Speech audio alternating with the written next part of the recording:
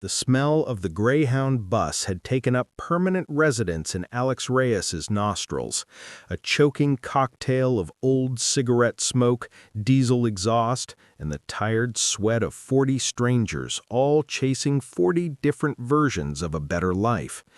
It was September 1998.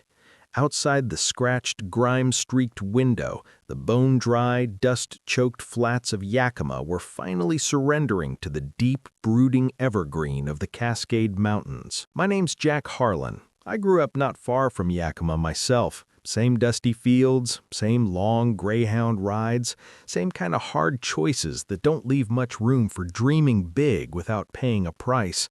Tonight, I'm going to tell you the story of a kid named Alex Reyes who stepped onto one of those buses chasing something better, and what it really cost him to become the man he thought the world expected him to be. I'll tell it straight, no sugar, no shortcuts, just the way it happened. Alex pressed his forehead against the cold glass. 21 years old, but the tense lines carved around his mouth belonged to a man twice his age. In his lap rested a beat-up leather backpack, patched together with safety pins and sheer, stubborn hope. Inside was everything he owned: 3 pairs of jeans, half a dozen faded t-shirts, a Walkman with a frayed headphone cord, and a fat manila envelope stuffed with scholarship paperwork that felt more like a deal with the devil than a golden ticket. "Don't look back, mijo," his mom, Elena, had whispered that morning at the station, her hands rough, cracked, permanently scented with industrial bleach from years of scrubbing other people's floors, cupped his face. "This bus only goes one direction. You get to Seattle, you study till your eyes bleed, and you become the guy who sits behind the desk. You hear me?" He could still feel the damp warmth of her tears on his cheek. He'd promised her. Every mile the bus chewed toward Seattle carried him farther from the life of a field hand, but it also dragged him deeper into a world he didn't belong. As the bus crested the last ridge, the Seattle skyline rose through the mist like a jagged silver crown. The Space Needle stabbed the low clouds, and for a split second the sun broke through, flashing off the skyscraper's glass. It was blinding. It was beautiful. It was terrifying. "Seattle Terminal," the driver grunted over the intercom. Alex stepped off into a wall of air that wasn't dry desert heat. It was thick, wet, heavy with salt from the sound and the dark roast coffee drifting from nearby shops. He felt instantly small. People moved with frantic purpose. North Face jackets, Doc Martens, eyes locked on horizons he couldn't yet see. No money for a cab. He fished a crumpled map out of his pocket. The University of Washington was still miles away. He started walking. His cheap surplus store work boots clicked rhythmically against the wet pavement. He cut through Pioneer Square, where old brick buildings groaned under the weight of 100 years of rain and regret. Homeless guys huddled in doorways. Businessmen in sharp wool overcoats stepped over them without breaking stride. Which one am I going to be? He wondered. By the time he reached the UW campus, his legs burned and his shirt clung to his back from sweat and drizzle. Then he saw it, the quad. Massive Gothic buildings rose around him like stone giants. Red brick paths were already dusted with the first golden leaves of fall. Students sprawled on the grass, laughing, tossing frisbees, reading thick novels. They looked so easy, like they belonged to the very ground they stood on.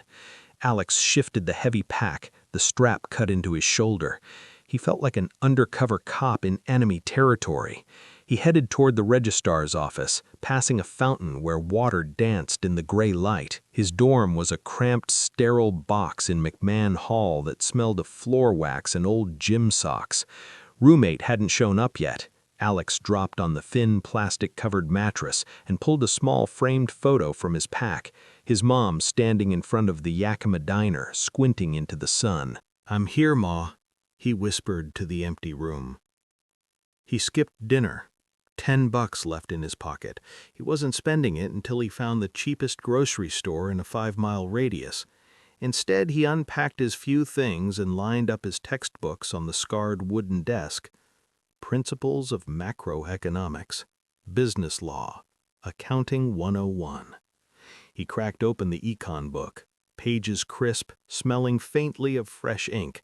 He started reading, finger tracing each line. He didn't stop until the moon hung high over Lake Washington and the city lights shimmered like scattered diamonds in the distance.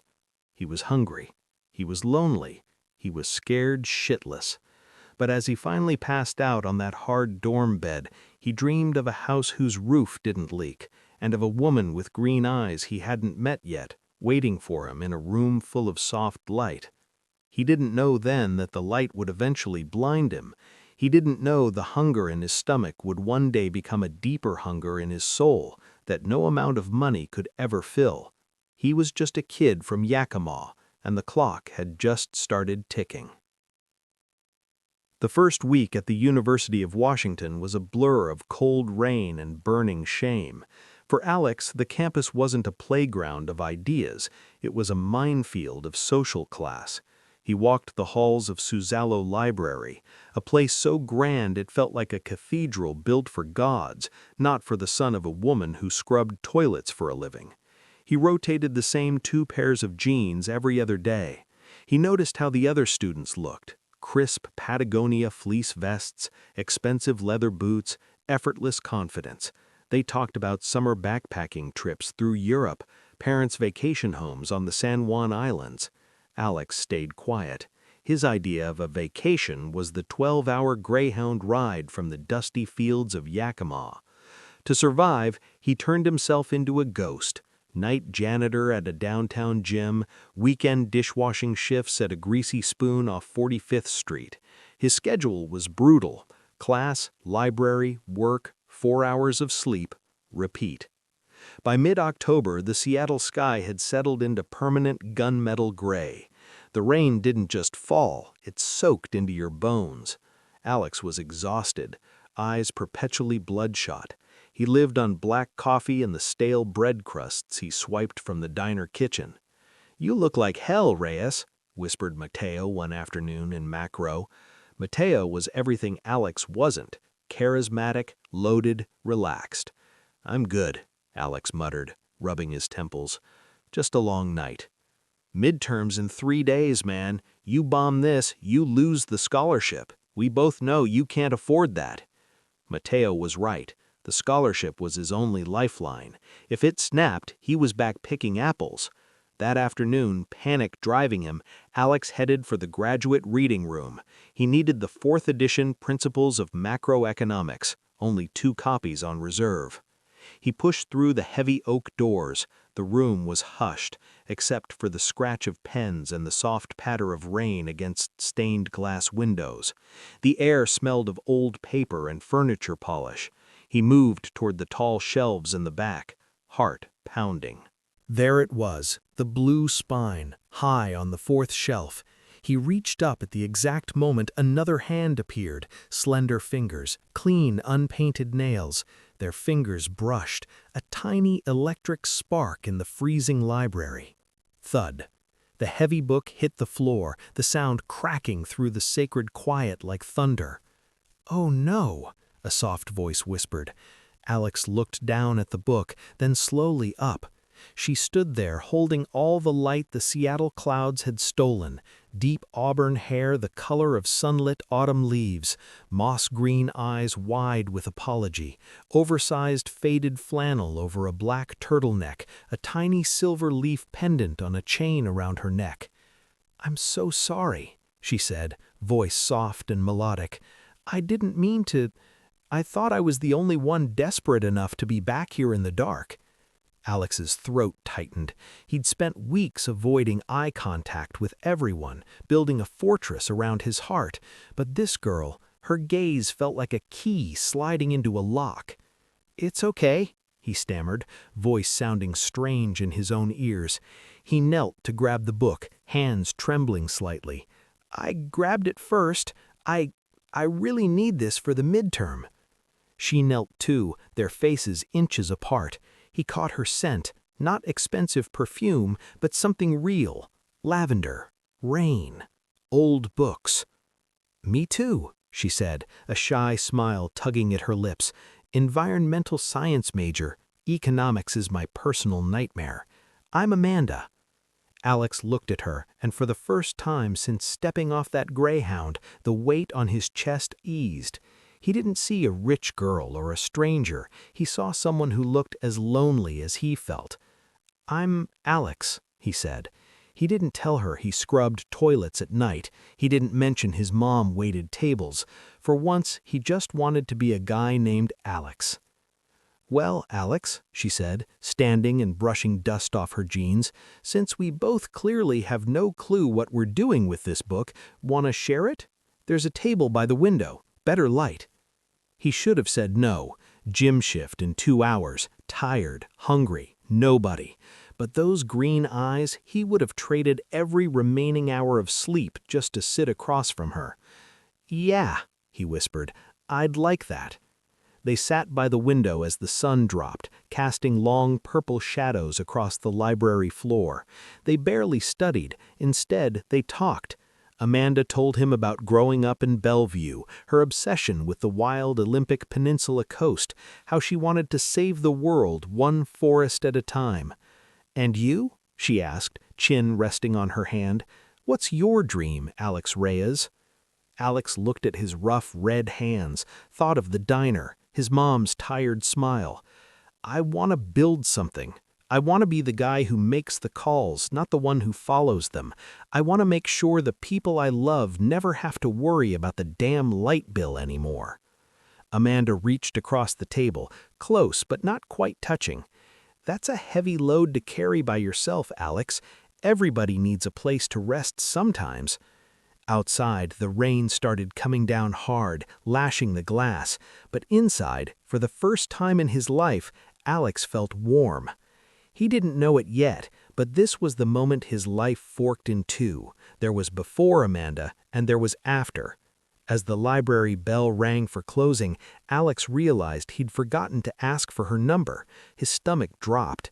But as they walked toward the exit, Amanda stopped. "Hey, Alex?" "Yeah?"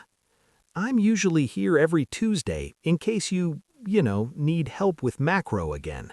She gave a small wave with a gloved hand and vanished into the misty Seattle night. Alex stood there a long time, cold air stinging his face. A strange, terrifying ache bloomed in his chest.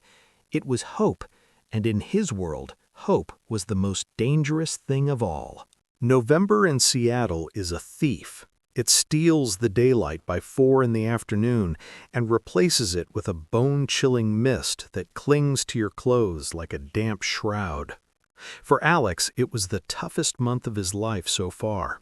He was falling in love, and for a guy with nothing but grit and a scholarship hanging by a thread, love felt like a luxury he couldn't afford, not without risking everything he was scraping together. His study dates with Amanda had become the anchor keeping him from drifting away entirely.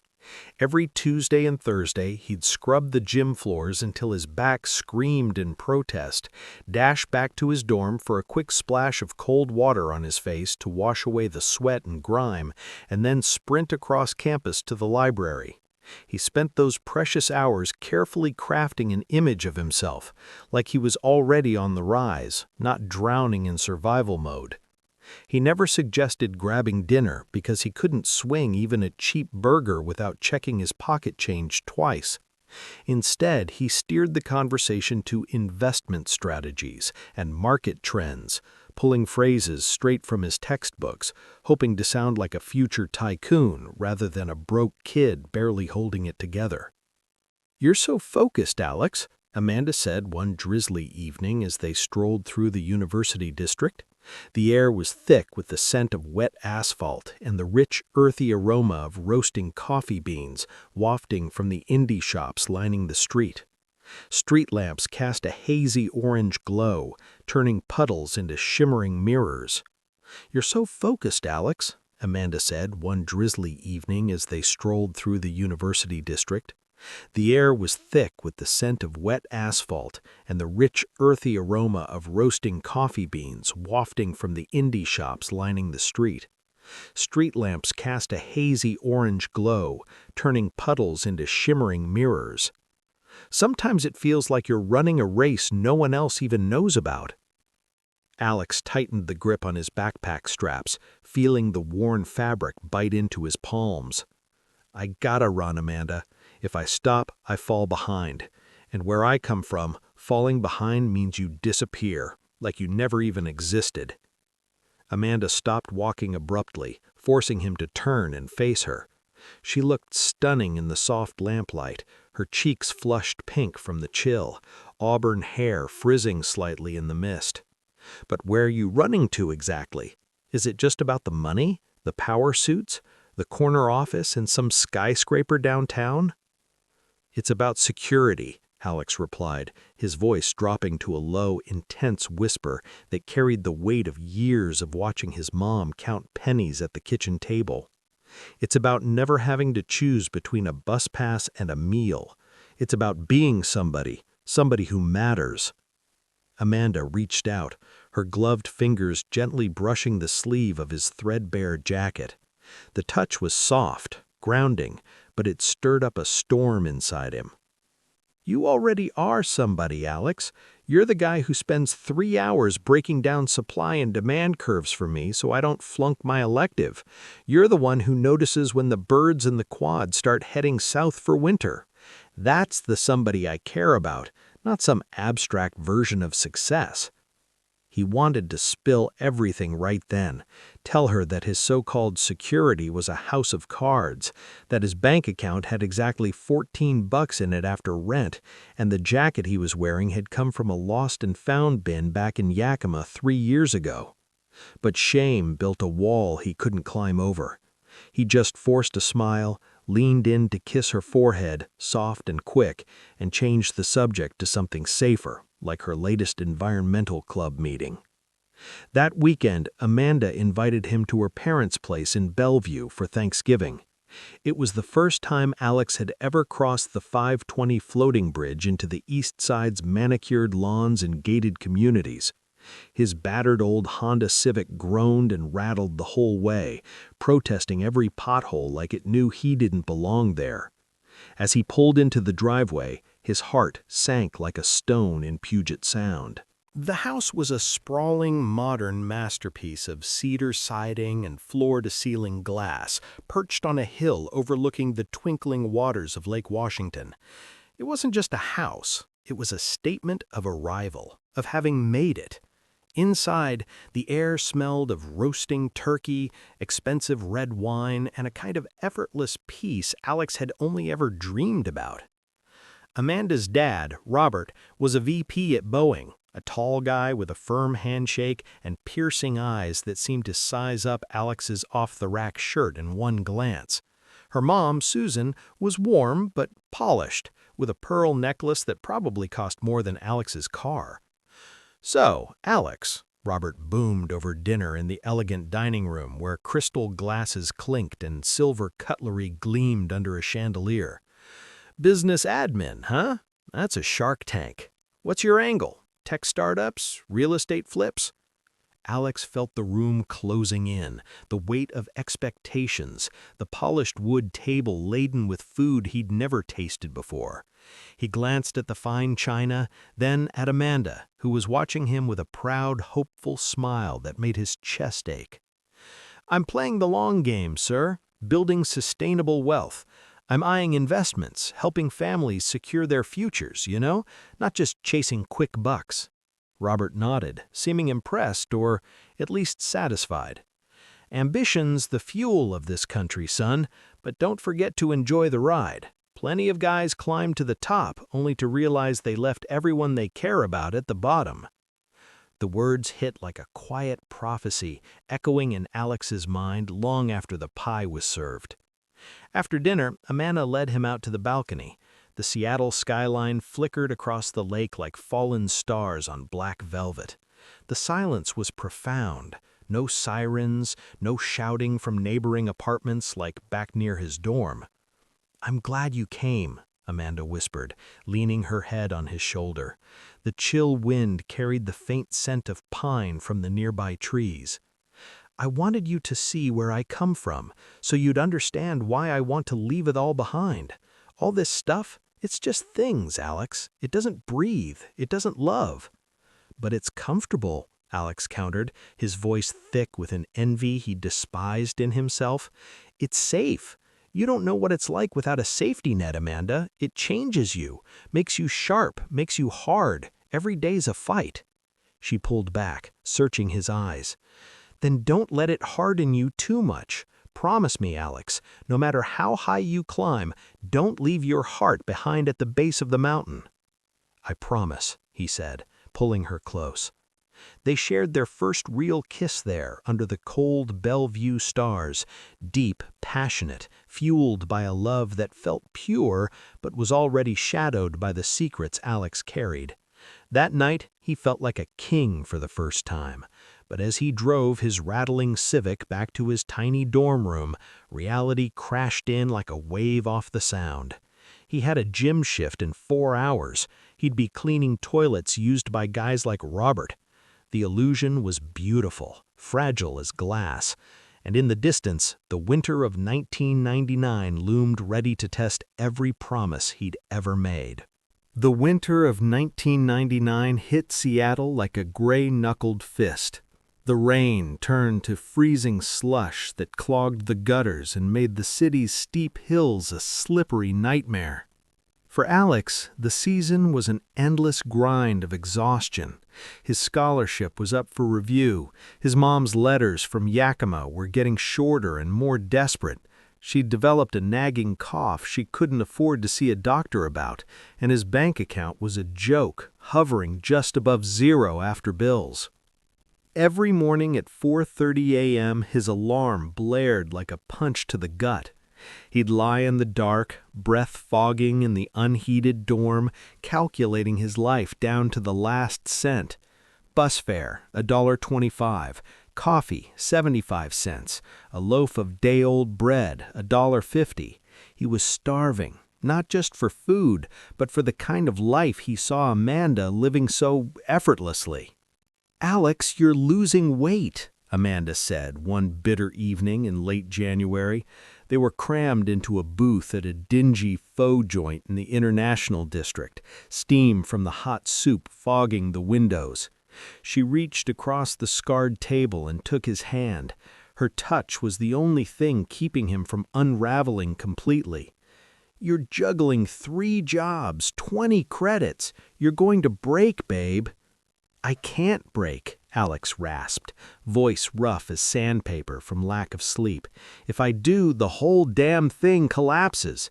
My mom's sick, Amanda. She's still slinging plates at that greasy diner, breathing in fryer smoke all day because she thinks I'm going to be the big shot in Seattle. I can't tell her I'm barely scraping by." Amanda's moss-green eyes filled with a deep sadness that made Alex feel even more ashamed. "You don't have to be a big shot for me, Alex. I'd live in a tent in the Cascades with you if it meant you were happy. I just want you, the real you." He squeezed her hand back, but his mind was already spinning on the bills piling up, the $500 hole in his next quarter's fees that the scholarship didn't cover, the medicine his mom needed but couldn't buy. The opportunity knocked 3 days later. Mateo, the rich classmate with the easy grin and expensive tastes, cornered Alex after their international finance lecture. The hall was emptying out, air thick with the smell of chalk dust and floor wax. "Reyes, wait up," Mateo said, leaning casually against a polished mahogany desk. He looked every bit the trust fund kid in his cashmere sweater that probably cost more than Alex's monthly rent. "I got a problem, and I think you're the fix." Alex adjusted his backpack, wary. "What kind of problem, Mateo?" "My old man's a partner at a firm downtown. If I don't ace this class, he's cutting off my cards and shipping me to his warehouse in Tacoma. I don't do warehouses, Alex." Mateo slid a thick envelope across the desk. Alex didn't open it, but he knew what was inside. Cold, hard cash. "I need your final project," Mateo whispered, glancing around. "You're the sharpest in here. Write 2 versions, one for you, one for me. I tweak the words, change the font. No one's the wiser." Alex felt a chill that had nothing to do with the drafty hall. That's cheating, Mateo. Academic fraud. If I get caught, I'm done. Expelled. Scholarship gone. Everything. You only get caught if you're sloppy, Mateo shot back, smooth as ever. There's $1,000 in there. 5 now, 5 when I get the A. That's real security, right? Think about your mom, that rent you're behind on. Alex stared at the envelope. $1,000. It was a fortune to him. Medicine for his mom. Fees covered. A real dinner with Amanda where he didn't have to scan the menu for the cheapest item. I can't, Alex said, but his voice wavered, lacking conviction. Sleep on it, Mateo said, clapping him on the shoulder. Keep the envelope. If no, just give it back tomorrow. No hard feelings. Alex walked back to his dorm in a fog, the envelope burning a hole in his pocket. That night he sat at his desk under the harsh glow of a single lamp, shadows dancing on the walls. He stared at his mom's photo, then at the cash. It's just one project, a voice whispered in his head. The system's rigged anyway. Guys like Mateo always win. Why shouldn't you grab a piece? He spent the night writing, pouring his brains, his frustration, his raw hunger into the pages. By dawn, he had 2 flawless analyses of the 1997 Asian financial crisis, masterpieces of econ insight. He met Mateo behind the library the next morning. The handoff was quick, wordless. Alex passed the diskette. Mateo nodded. Deal sealed. That evening, Alex took Amanda to a real restaurant, a cozy Italian spot on Capitol Hill with white tablecloths, flickering candles, and soft jazz playing in the background. Alex, what's all this? Amanda laughed, her eyes sparkling as the waiter poured them a modest red wine. Did you hit the lottery or something? Bonus at the gym, Alex lied, the words tasting like ash. Wanted to give you a night you deserve. No more cheap noodle bowls, no more pinching pennies. Amanda reached across, her face glowing in the candlelight. It's perfect, Alex, but you seem off. Your eyes, you're not really here with me. Just tired, babe, he said, forcing a grin. But he wasn't just tired, he was haunted. Every time Amanda laughed, every time she gushed about how she admired his integrity, it twisted like a knife in his gut. He'd bought this moment with a lie. He'd taken his first step toward becoming the big shot his mom dreamed of, but he'd left a chunk of his soul in that empty lecture hall. As they stepped out into the crisp Seattle night, the first snowflakes began to fall, big, lazy ones that blanketed the city's grime in a deceptive white coat. "It's so pure," Amanda whispered, catching one on her tongue, eyes bright with wonder. Alex looked at the snow, then down at his hands. They looked clean, but they felt stained. He had the money now, he had the girl, he had the grades. But peering into the future, he didn't see light anymore, just a shadow that looked a hell of a lot like himself. The 44th floor had no windows that opened. The air was filtered, chilled to a precise 68 degrees, and carried the metallic tang of high-end computers, mixed with quiet desperation. By the second week of June, Alex had forgotten what real Seattle air smelled like: salt from the Sound, wet cedar, coffee carts on every corner. He'd traded it for the sterile scent of toner cartridges and catered sandwiches nobody finished. Marcus Sterling didn't believe in office hours. Time was just another asset to be stripped for value. "Reyes!" Sterling's voice sliced through the trading floor hum at 9 p.m. on a Tuesday. "Bellingham Lumber merger valuation. Why is it still sitting on my desk instead of in my brain?" Alex stood, vision blurring after 18 straight hours of spreadsheets. A dull throb had taken up permanent residence at the base of his skull. "Refining the debt to equity, sir. The environmental liabilities came in higher than projected." Sterling strode over like a cold front moving in. He glanced at the screen, then at Alex. "Environmental liabilities? You're still thinking like a student. We're not here to save spotted owls. We're here to liquidate timber. If the land's poisoned, we package the poison and sell it. Move the numbers, turn it into a growth story, or find another shop that cares about your conscience." Cold sweat prickled Alex's neck.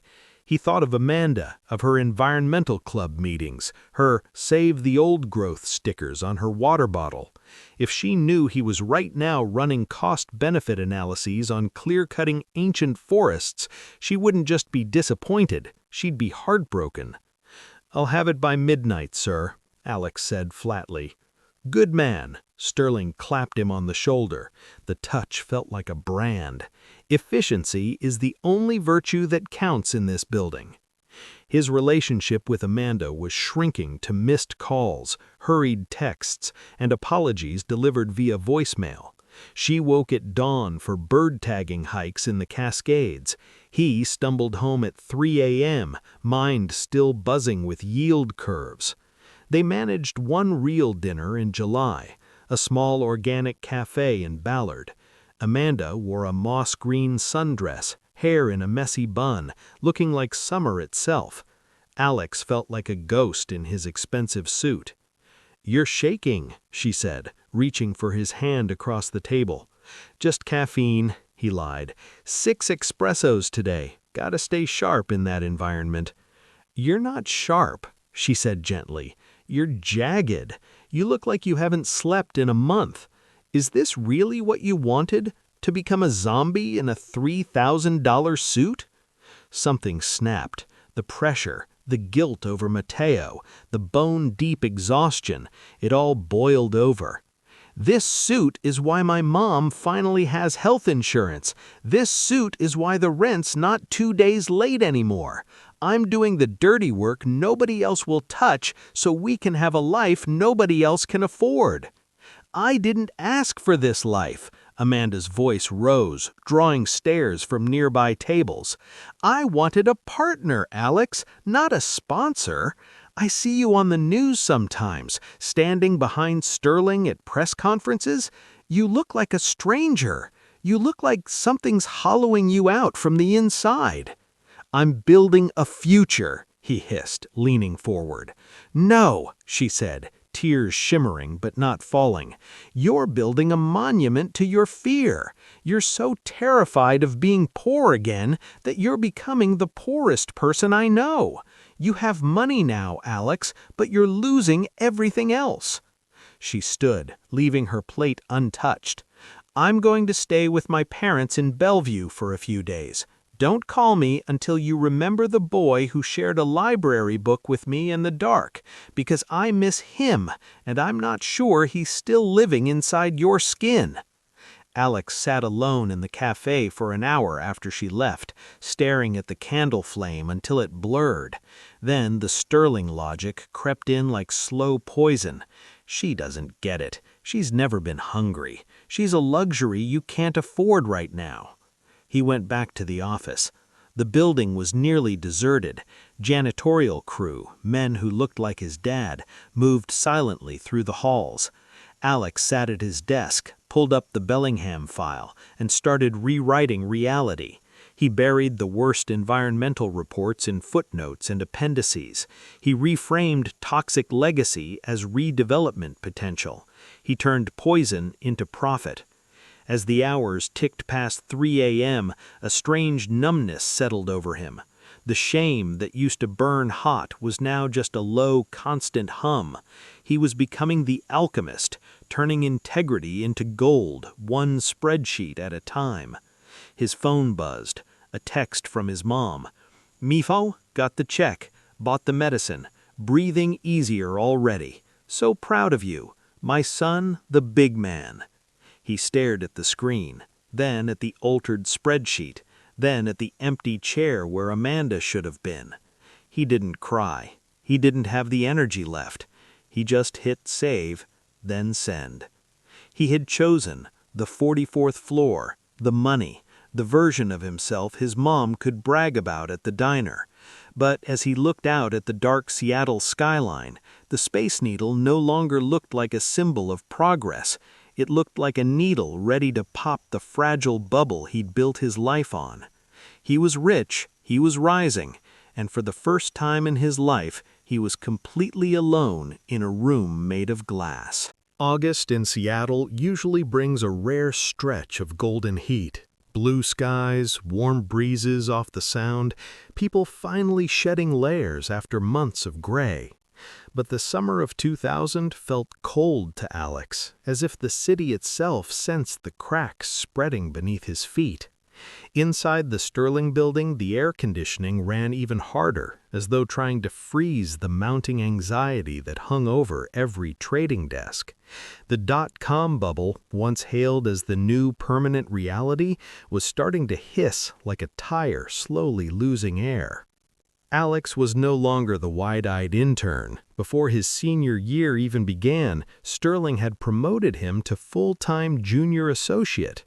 To Marcus, Alex was a mirror of his own ruthlessness, a young man who no longer asked why, only how much and how fast. But the cracks weren't just in the broader market. They were deep in Alex's soul, spiderwebbing wider with every late-night revision, every buried footnote, every quiet compromise that felt like survival until it didn't. It happened on a Tuesday afternoon in mid-August. Alex was hunched over a flickering monitor, eyes burning from too many hours staring at numbers, when Sterling emerged from his corner office. No smile, no casual greeting, just a low command that cut through the ambient hum of phones and keyboards. "Reyes, my office. Lock the door behind you." A cold spike of dread ran down Alex's spine. He followed Sterling into the mahogany-paneled room. Sterling stood at the window, back to the door, staring out at the distant, hazy outline of the Olympic Mountains. The Bellingham merger. An independent auditor leaked the original environmental reports, the ones you reorganized. Press is sniffing. They're already using words like deliberate cover-up and toxic waste dumping. Alex's heart slammed against his ribs. "Sir, I followed your instructions. I adjusted the figures based on—" "I didn't give instructions, Reyes." Sterling turned slowly. His eyes were chips of pale ice. "I gave you an objective. You're the one who signed off on the filings. Your name is all over the digital trail, not mine." The room seemed to tilt. In one brutal instant, Alex understood. He wasn't Sterling's protege. He was the fall guy, the disposable kid from the wrong side of the tracks. No powerful family, no safety net, easy to sacrifice when the heat came. "If this blows up, the SEC comes for you, unless we make the auditor's report vanish or pin the error on someone else." "Who?" Alex whispered, throat dry. "Matteo Vane," Sterling said it casually, like suggesting a lunch order. "His father's a partner here, sure, but the kid's a walking liability. Everyone knows he's lazy, coasting. We frame it as his incompetence during his brief rotation through the firm. The company survives. You stay clean, and I'll make sure you're partner track by 25. Alex felt bile rise in his throat. Matteo was the one who'd slipped him that first $1,000 when he was literally starving. Matteo was the reason he'd even gotten this interview. Matteo was spoiled, entitled, careless, but he wasn't a criminal. Not yet. "Think about it, Alex," Sterling said, stepping closer. "Your mother's new house in Yakima, that Lexus you're driving, the life you're building for that environmentalist girlfriend of yours, it all disappears if you suddenly grow a conscience.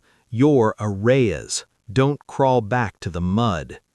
That evening, Alex didn't return to the office. He drove his silver Lexus, a car that still felt like borrowed armor, across the 520 bridge to Bellevue. He didn't call ahead. He just pulled up in front of Amanda's parents' house and stood in the rain on their perfect lawn, soaked through in minutes. Amanda came out wrapped in a thick cardigan, hair damp from the downpour. When she saw his face, her expression crumpled. "Alex, you look like you've seen a ghost." "I am a ghost," Alex said, voice cracking against the storm. And then he told her everything. The duplicated project for Mateo, the Bellingham cover-up, Sterling's ultimatum, the choice between framing an old friend or losing it all. He laid every sin at her feet, raw and bleeding, hoping, praying for some kind of miracle, some path that didn't end in ruin.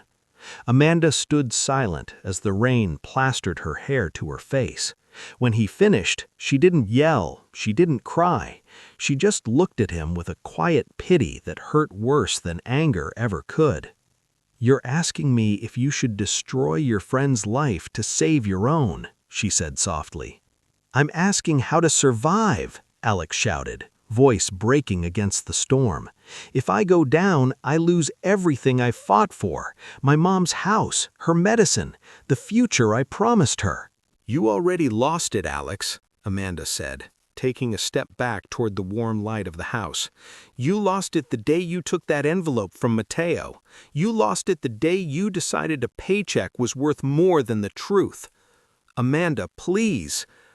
"If you do this," she said, voice suddenly iron cold, "if you frame Mateo to keep your suit clean, don't ever look for me again. I can love a poor man. I can love a struggling man. But I cannot love a man who destroys others to protect his own comfort." She turned and walked inside. The heavy oak door closed with a soft, final click. Alex sat in his car for hours, rain hammering the roof like angry fists. He stared at his phone. One call to Sterling and the Mateo problem would disappear. One call and he'd be on partner track. One call and his mother would never worry about another bill again. He thought of the library, of lavender and rain and old books, of the boy who just wanted to build something good. His thumb hovered over Sterling's contact. "What makes a man?" his mother had asked him once, years ago. "Is it what he has or what he keeps?" In that rain-soaked moment, Alex Reyes realized he had nothing left worth keeping. He didn't call Sterling, he didn't call Mateo.